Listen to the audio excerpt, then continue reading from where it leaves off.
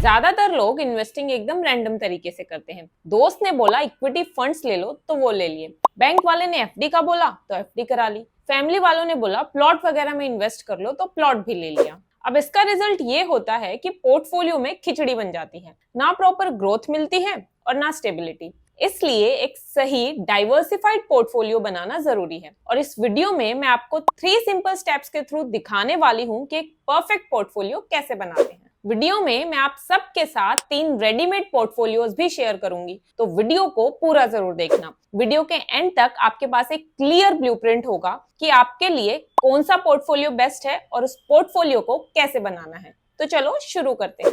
Portfolio बनाने का सबसे पहला स्टेप है अपनी रिस्क प्रोफाइल समझना, क्योंकि अगर रिस्क टेकिंग एबिलिटी गलत समझ ली तो पोर्टफोलियो या तो बोरिंग लगेगा या फिर आपको टेंशन देगा। अब इसके लिए आपको अपने आप से 5 क्वेश्चंस पूछने हैं और उनके जवाब डिसाइड करेंगे कि आप इन्वेस्टर्स की कौन सी कैटेगरी में आते हो, कंजर्वेटिव, मॉडरेट या फिर एग्रेसिव। सबसे पहला सवाल, क्या आपने फुल मार्केट साइकिल देखी है? अगर नहीं तो आपको स्लो स्टार्ट करना चाहिए, मतलब आप कंजर्वेटिव इन्वेस्टर हो। अगर हाँ तो आप थोड़ा रिस्क ले सकते हो, यानी एक मॉडरेट इन्वेस्टर हो। और अगर एक से ज्यादा साइकिल देख ली है तो फिर आप एग्रेसिव इन्वेस्टर हो। दूसरा सवाल, आपका इन्वेस्टमेंट होराइजन कितना है? अगर पैसे 5 साल से कम के लिए इन्वेस्ट कर रहे हो तो कंजर्वेटिव, 5 से 7 साल के लिए कर रहे हो तो मॉडरेट इन्वेस्टर, और 7 साल से ज्यादा के लिए कर रहे हो तो एग्रेसिव इन्वेस्टर हो फिर। तीसरा सवाल, मार्केट गिरता है तो आपका रिएक्शन क्या होता है? अगर पैनिक करके बेच देते हो तो कंजर्वेटिव, अगर इन्वेस्टेड रहते हो तो मॉडरेट, और अगर और खरीदने का यानी पैसा मार्केट में और डालने का सोचते हो तो एग्रेसिव। चौथा सवाल, क्या आप शॉर्ट टर्म लॉसेस हैंडल कर पाते हो? अगर मार्केट के 5-10% गिरने से ही आपकी नींद उड़ जाती है तो कंजर्वेटिव, अगर 10 से 20% तक भी बर्दाश्त कर सकते हो तो मॉडरेट, और मार्केट गिरने पर बिल्कुल ही चिल रहते हो, पॉजिटिव रहते हो तो एग्रेसिव इन्वेस्टर। और एक लास्ट सवाल, क्या आप अपना पोर्टफोलियो हर साल रिव्यू और रीबैलेंस करते हो? अगर डिसिप्लिन हो और ऐसा करते हो तो मॉडरेट और एग्रेसिव साइड में आते हो, नहीं तो कंजर्वेटिव साइड में। इन 5 सवालों का ऑनेस्टली जवाब दोगे तो आपको बिल्कुल क्लियर हो जाएगा कि आप इन्वेस्टर्स की कौन सी कैटेगरी में आते हो। तो अब ये स्टेप 1 वाले 5 क्वेश्चंस का फ्रेमवर्क फॉलो करके जब आपको पता चल गया है कि आप किस टाइप के इन्वेस्टर हो, तो आता है हमारा स्टेप नंबर 2, अपने पोर्टफोलियो के लिए राइट इंग्रेडिएंट्स यानी कि सही एसेट क्लास चूज करना। देखो, जब भी हम पोर्टफोलियो बनाते हैं ना तो हर कोई बोलता है कि आपके पोर्टफोलियो में डाइवर्सिफिकेशन होना चाहिए, लेकिन डाइवर्सिफिकेशन का मतलब ये नहीं कि बस रैंडमली किसी भी एसेट क्लास में इन्वेस्ट कर दो। जैसे खाना बनाते वक्त हम नमक, मिर्च और मसाले एक बैलेंस में डालते हैं तभी खाना टेस्टी बनता है, ठीक वैसे ही पोर्टफोलियो में भी हर एसेट क्लास का बैलेंस होना जरूरी है ताकि ओवरऑल रिटर्न्स अच्छे बने रहें।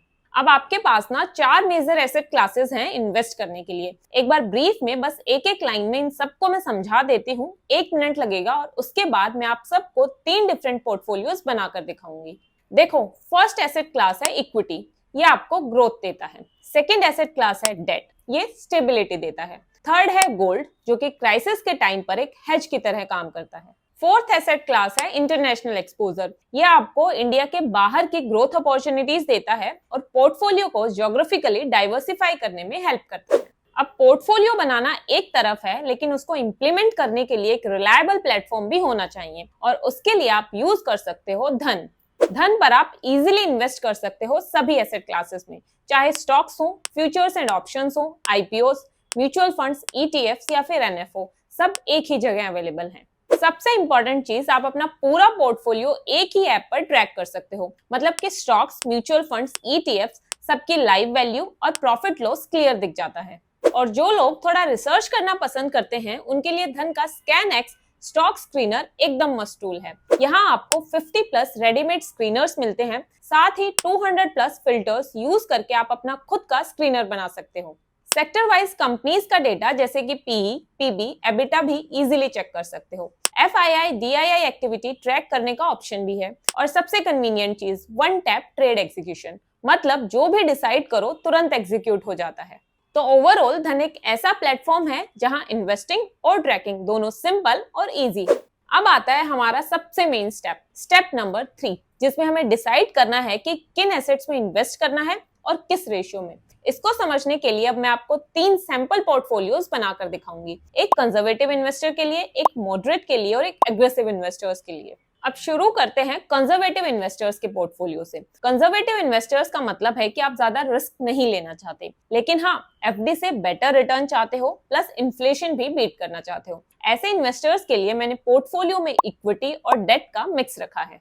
तो conservative investors 50% balanced advantage funds में एलोकेट कर सकते हैं। इन फंड्स का सबसे बड़ा फायदा ये है कि ये मार्केट के हिसाब से अपना एलोकेशन बदलते रहते हैं, कभी डेट ज्यादा तो कभी इक्विटी ज्यादा। मतलब आपको खुद डिसाइड करने की टेंशन नहीं रहती। लास्ट 5 इयर्स के एसआईपी रिटर्न्स देखें तो इस कैटेगरी के एवरेज रिटर्न्स लगभग 12.19% रहे हैं। इसके बाद 30% अमाउंट एग्रेसिव हाइब्रिड फंड्स में एलोकेट कर सकते हैं। ये फंड्स अपना 65 to 80% पैसा इक्विटी में लगाते हैं और बाकी डेट में। मतलब थोड़ा रिस्क ज्यादा है, लेकिन रिटर्न पोटेंशियल भी फिर ज्यादा ही है। लास्ट 5 इयर्स के एसआईपी रिटर्न्स अगर देखें तो इनके एवरेज रिटर्न्स 15.04% के आसपास रहे हैं। और जो बचा हुआ 20% है वो हम लार्ज कैप इंडेक्स फंड्स में एलोकेट करेंगे। ये फंड्स इंडिया की टॉप 100 कंपनीज में इन्वेस्ट करते हैं, जो अपने साइज और स्टेबिलिटी की वजह से कंपैरेटिवली सेफ होते हैं।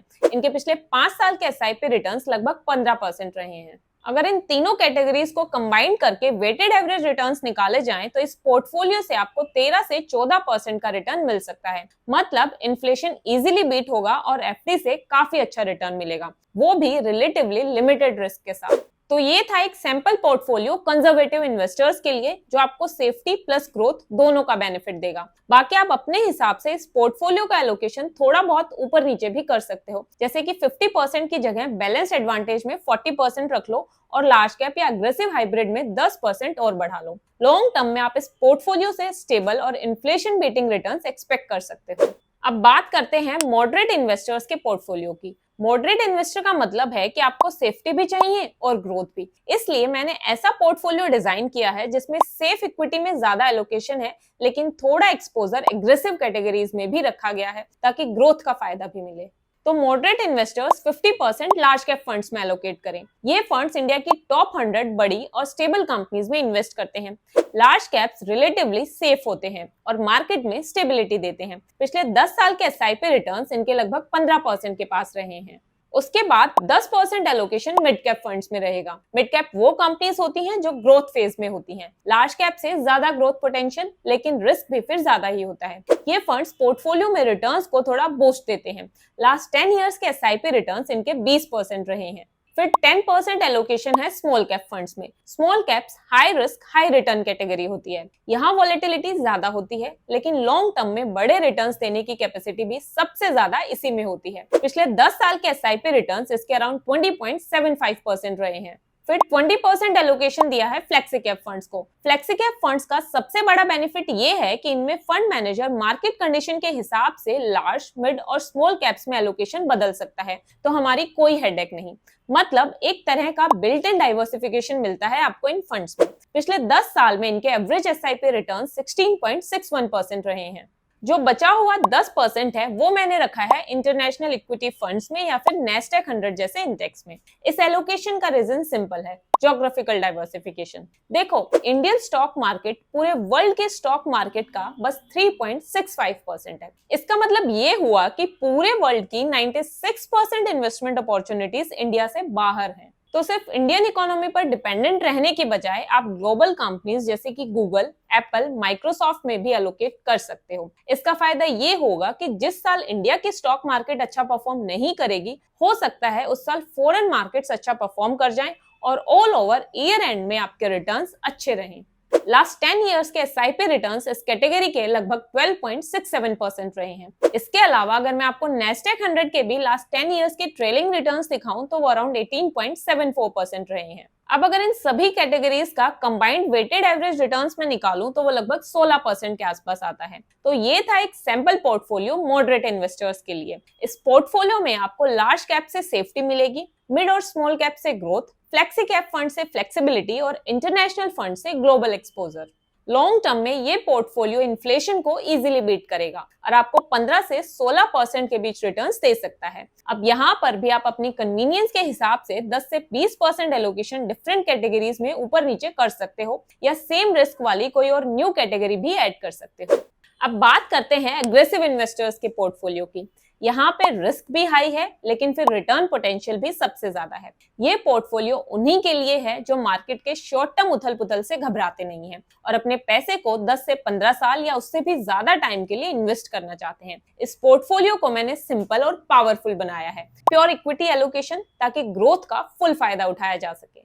एग्रेसिव इन्वेस्टर्स के पोर्टफोलियो का 10% एलोकेशन लार्ज कैप फंड्स में रहेगा। लार्ज कैप इंडिया की टॉप 100 स्टेबल कंपनीज होती हैं जो मार्केट में सेफ्टी का कुशन देती हैं। पिछले 10 साल के एसआईपी रिटर्न्स इनके 14.89% रहे हैं। उसके बाद 30% एलोकेशन मिड कैप फंड्स में होगा। मिड कैप्स के 10 साल के एसआईपी रिटर्न्स लगभग 20% रहे हैं।